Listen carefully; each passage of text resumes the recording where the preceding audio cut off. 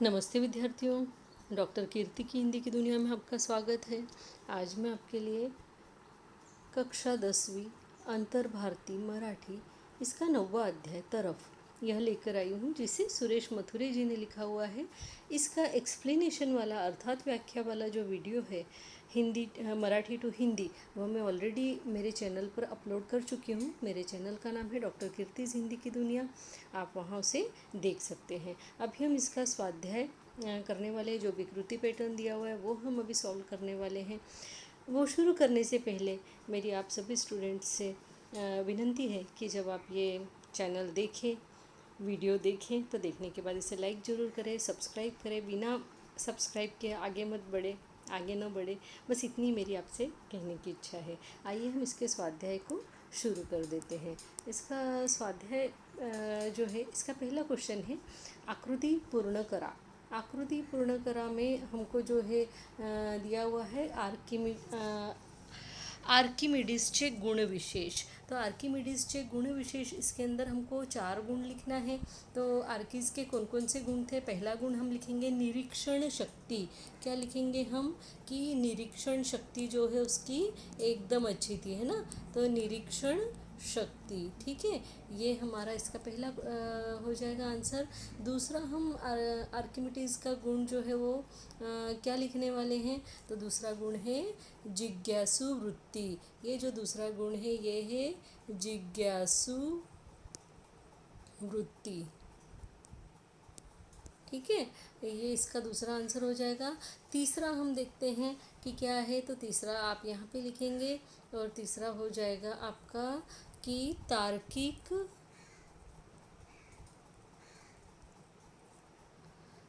विचार क्षमता।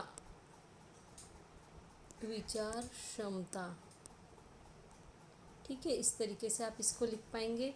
दूसरा हम देखते हैं इसके अंदर, और आप चौथा गुण आप लिख सकते हैं। और चौथा गुण क्या था उनका? चौथा गुण था कि वृत्त चित्र काढ़ने।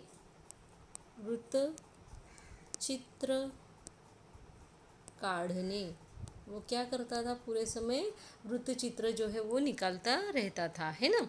तो वो हम यहाँ पे लिख सकते हैं, ठीक है, काढ़ने, इस तरीके से लिखना। अच्छा, अभी हम नेक्स्ट क्वेश्चन की तरफ जा रहे हैं। नेक्स्ट क्वेश्चन है कि हायरो राजाचे गुणविशेष लिहा। हायरो राजा के गुण विशेष हम किस तरीके से लिखेंगे? हायरो राजा के क्या गुण थे? सबसे पहला तो वो क्या था? गुणीजनों का चाहता था। तो हम यहाँ पे जो है पहला आंसर इसमें लिखेंगे कि जनांचा चाहता। गुणी जनांचा, यहाँ पे टिंबा आ जाएगा, गुणी जनांचा चाहता, है ना। उसको विद्वान गुणी लोग जो है वो बहुत ज़्यादा पसंद थे, ठीक है। नेक्स्ट दूसरा गुण विशेष हम उसका क्या लिखेंगे कि भूमिति बद्दल आस्था। उसको भूमिति यानी भूमिति जो है उसमें आस्था थी, भूमिति में उसको इंटरेस्ट था। तो यहाँ लिखेंगे हम भूमिति बद्दल आस्था।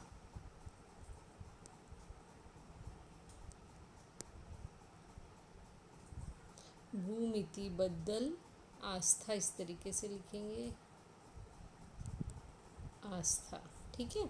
ये हो गया आपका दोनों गुण विशेष। आप इसका तीसरा गुण विशेष भी लिख सकते हैं, और वो है रत्न जड़ित मुकुट घातलेला, है ना। उसने सिर पर क्या पहना हुआ था?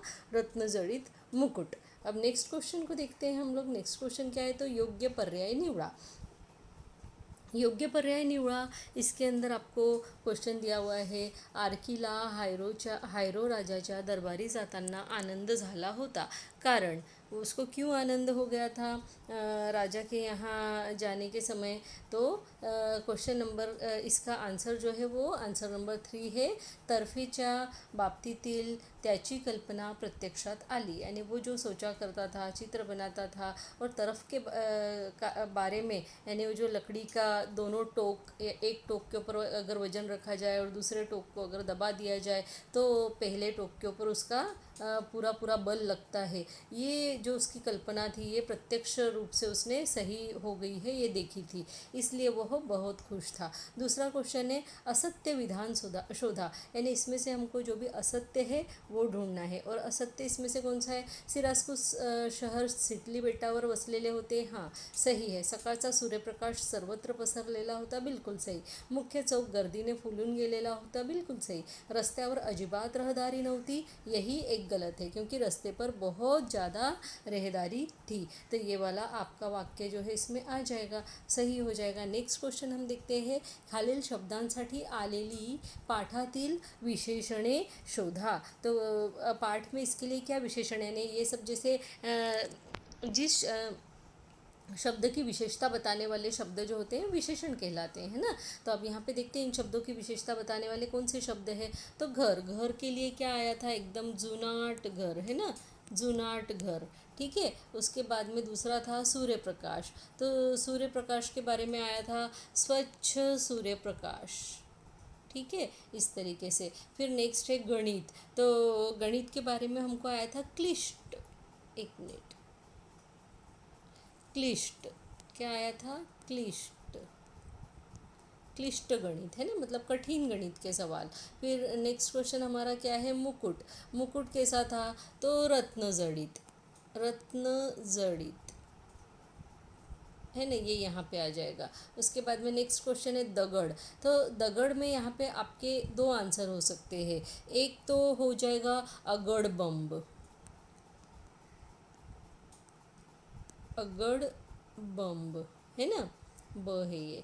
और दूसरा हो जाएगा आपका भल्ला मोठा, भल्ला मोठा। अब ये जो मैं लिख रही हूँ आप थोड़ा सा समझ लीजिए, आपके लेसन में ये वर्ड्स लिखे हुए तो उनको वहाँ से देखकर लिख लीजिएगा, ठीक है। नेक्स्ट क्वेश्चन हम लोग देखते हैं, छोटा पासून छोटा सा हा शब्द तैयार होतो, यानी छोटे से छोटा सा ये शब्द तैयार होता है। तसे खालील शब्दांना सा प्रत्यय लावून शब्द तैयार करा व लिहा। अब ये जो हम सा लगा रहे हैं ये प्रत्यय है, क्योंकि हमको मालूम है कि उपसर्ग हम किसी भी शब्द के पहले लगाते हैं, जबकि प्रत्यय जो होते हैं हम किसी भी शब्द के बाद में लगाते हैं। तो यहाँ पे लहान, लहान के आगे आप सा जोड़ देंगे तो यहाँ पे हो जाएगा लहान सा, लहान सा, ठीक है। इस तरीके से अब मुझे ये दूसरे लिखने की भी ज़रूरत नहीं, जैसे बारीक तो बारीक सा, पूरे तो पुरे सा, नाही तो नाही सा हो जाएगा। नेक्स्ट हम देखते हैं, खालील वाक्य प्रचाराचा योग्य अर्थ शोधा।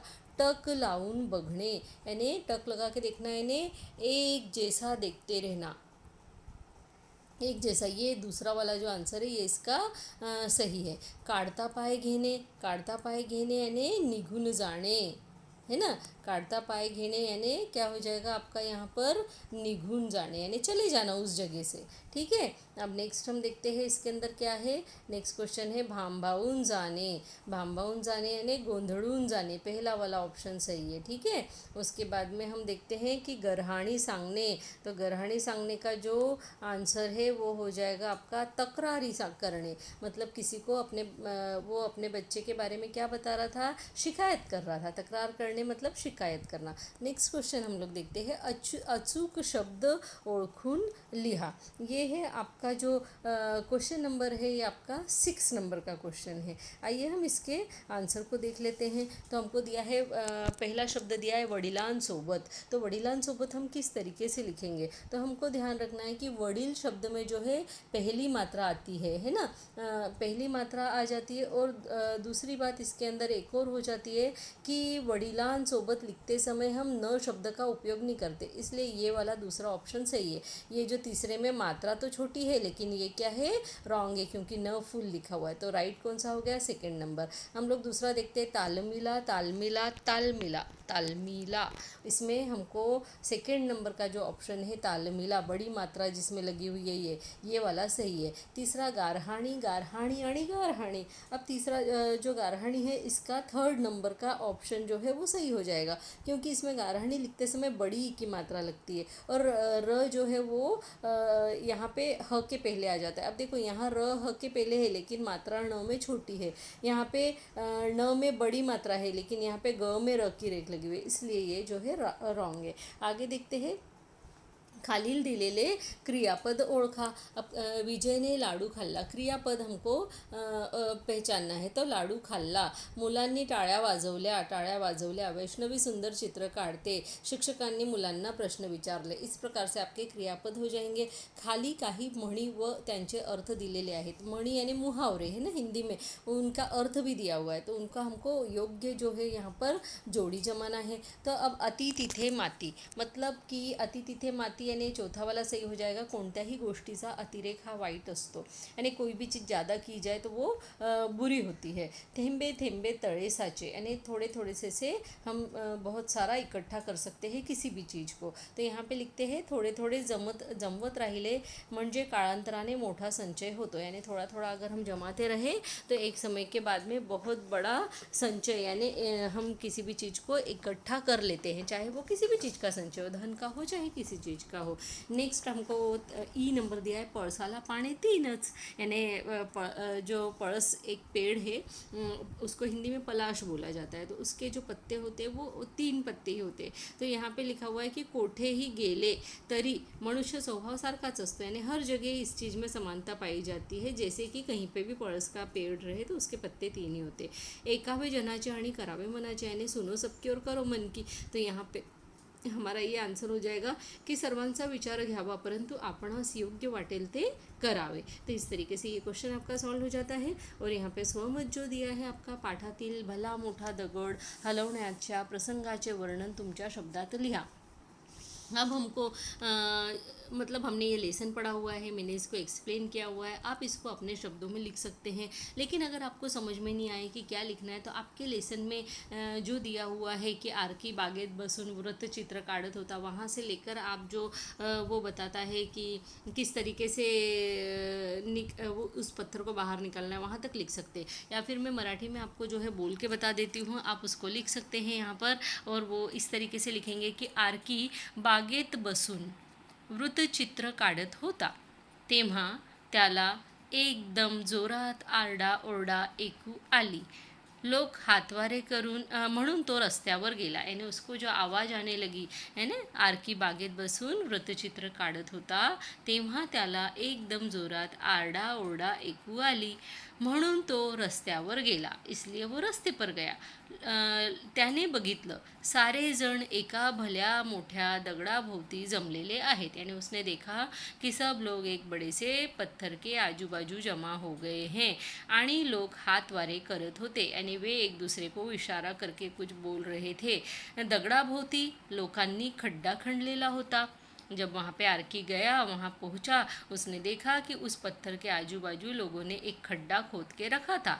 वह लोखंडी पहराने ते दगड बाहेर काढत होते और लोखंडी पहर से उस पत्थर को सब लोग मिलके बाहर निकालने का प्रयत्न कर रहे थे, परंतु दगड़ हटायला तैयारच नव्हता, परंतु वो पत्थर वहाँ से निकलने का नाम ही नहीं ले रहा था।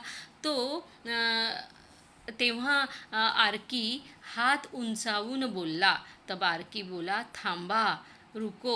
असा हाताने काय एवढा मोठा दगड उचलला जाणार आहे का? इस तरह हाथ से क्या आप इतना बड़ा पत्थर उठा सकते हैं क्या?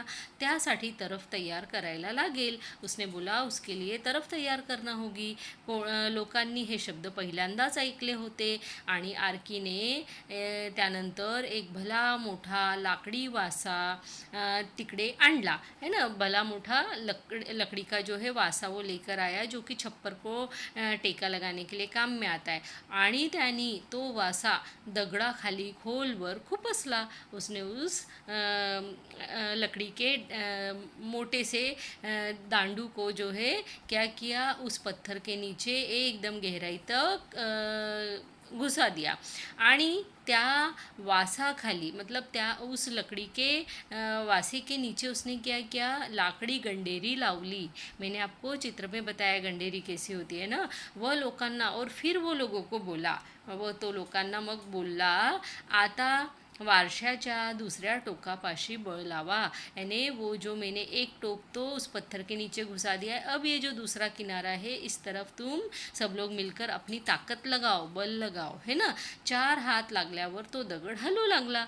है ना, 4 हाथ लग गए, वो पत्थर हिलने लगा, वो बाहर आला और इस तरीके से उन लोगों ने उस पत्थर को बाहर निकाला। इसके बाद वो जो कंत्राटदार था उसको म्हणजे तो कंत्राटदाराने आर्कीच्या पाठीवर थाप दिली, म्हणजे त्याचे कौतुक केले, त्याला शाबासकी दिली व दुसऱ्या दिवशी तो त्याला कुठे घेऊन गेला, हायरो राजाकडे घेऊन गेला आणि तिथे राजाने त्याला ठेवले आणि मग पुढचे म्हणजे काय झालं, तो तिथे अभ्यास वगैरे करायला लागला, मनन चिंतन करायला लागला. हे तुम्हाला लिहायचं आहे याच्यामध्ये, ठीक आहे. अशा प्रकारे तुम्ही लिहिणार. दुसरा क्वेश्चन आहे की आर्किमिडीजच्या जागी तुम्ही असता तर त्यावेळी तुम्ही खड्यातील दगड हटवण्यासाठी काय केले असते बरं. आता ह्या प्रश्नाचं आपल्याला उत्तर लिहायचं आहे. आता ह्या प्रश्नाचं उत्तर लिहिताना बघा सगळ्यांचे विचार वेगवेगळे असणार, हे की नाही. म्हणजे अगर आपके सामने ये जो प्रसंग है ये आ जाए कि कोई व्यक्ति जो है पत्थर निकालते हुए आपको एक भीड़ दिख रही है और आप वहाँ जाए, तो उस जगह आर्किड की जगह पे, आर्किमिडीज़ की जगह पे आप होंगे तो आप वहाँ पे क्या करेंगे. तो हर किसी के विचार अलग अलग हो सकते हैं. कोई बोलेगा मैं तो सिर्फ खड़ा होकर मज़ा देखूंगा, है ना. कोई बोलेगा कि नहीं मैं सबकी मदद करूँगा. कोई बोलेगा मैं सबको आइडिया सुझाऊँगा कि ऐसा करना चाहिए, लेकिन मैं मदद नहीं करूँगा. वहाँ जाके हाथ लगा के मैं ताकत लगा के उस पत्थर को बाहर निकालने का काम नहीं करूँगा.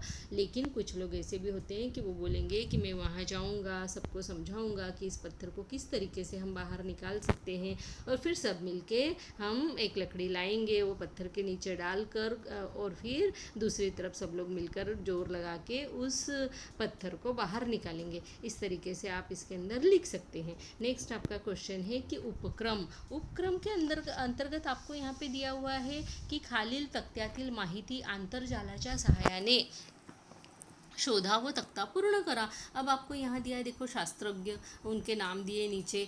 शास्त्रज्ञांचे नावं आहेत गलिलिओ, जेम्स वॉट, CB रमण, डॉक्टर जयंत नारळीकर आणि डॉक्टर APJ अब्दुल कलाम.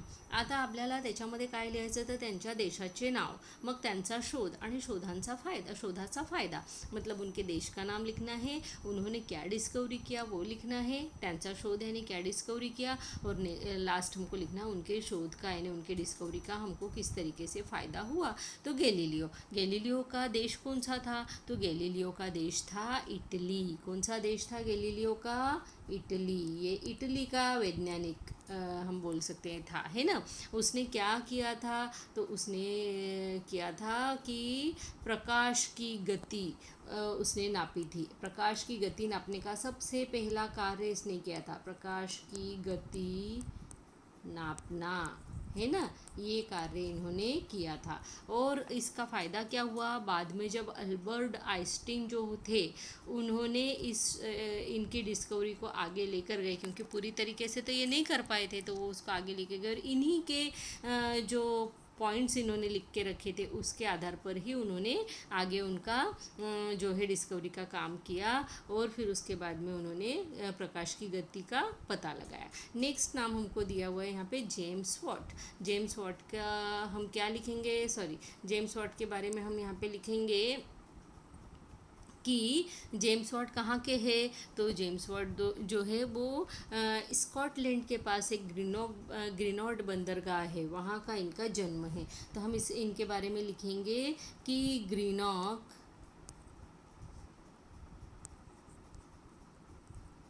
बंदरगाह, है ना, यहाँ इनका जन्म हुआ था. और वो जगह इसमें आती है, तो वो जगह आती है स्कॉटलैंड में. उसके बाद में इन्होंने कौन सा शोध लगाया था, यानी उनका शोध क्या था, तो स्टीम इंजन. इन्होंने किया था स्टीम इंजन का शोध, यानी भाप से जो है इंजन चलाया जा सकता है, ट्रेन चलाई जा सकती है, इसका शोध इन्होंने किया था. और इसका फ़ायदा क्या हुआ वो तो आज हम देख रहे हैं कि उसके बाद में जो है ट्रेन या रेलगाड़ी जो है वो भाप से चलने लगी और एक स्थान से दूसरे स्थान लोग जल्दी से जल्दी पहुंचने लगे, एक स्थान से दूसरे स्थान पर माल लेकर जाने लगे. इस प्रकार व्यापार बढ़ गया, लोगों का आने जाने का समय कम होने लगा, ये फ़ायदा हुआ. ये सारे फ़ायदे आप इसमें लिख सकते हैं. नेक्स्ट हमको दिया है CB रमन. अब CB रमन जो है ये कौन से, इनका देश क्या है, तो इनका देश है भारत. ये हमारे यहाँ के वैज्ञानिक है, ठीक है. तो इन्होंने किस चीज़ का शोध किया था, तो इन्होंने शोध किया था प्रकाश प्रकीर्ण. जो प्रकाश की किरणें होती है वो पारदर्शी मटेरियल में से जब निकलती है तो उसकी तरंग दैर्ध्य में वे बदल जाती हैं, है ना। वो जो प्रकाश है वो तरंग दैर्ध्य में बदल जाता है, इस चीज़ का इन्होंने पता लगाया था। और फिर उसका आगे जो है प्रकाश के गति के इसमें और प्रकाश के जो प्रकीर्ण है उसके बारे में उसका हमें आगे जाकर फ़ायदा हुआ था।